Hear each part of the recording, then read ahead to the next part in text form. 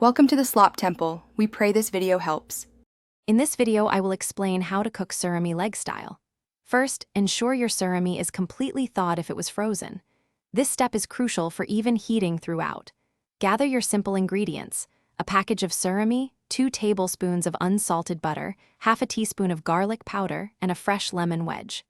Once thawed, gently pat the surimi dry with paper towels to remove any surface moisture, preparing it for the pan.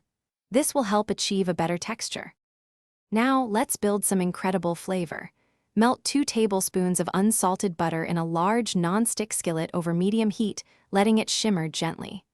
Add 1 teaspoon of minced fresh garlic, or half a teaspoon of garlic powder, to the warm butter.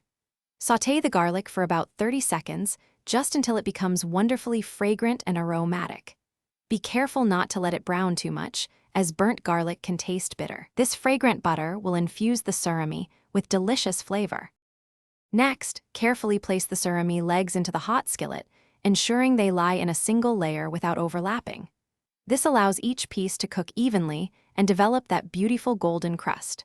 Cook the surimi for approximately 2 to 3 minutes on the first side until it achieves a light, golden brown color. Gently turn each piece with tongs and cook for another 2 to 3 minutes on the other side, aiming for consistent browning across all surfaces. Once your surimi legs are perfectly cooked and golden, carefully remove them from the skillet and arrange them attractively on a serving platter. For a bright and zesty finish, generously squeeze fresh lemon juice over the warm surimi. This truly elevates the flavor.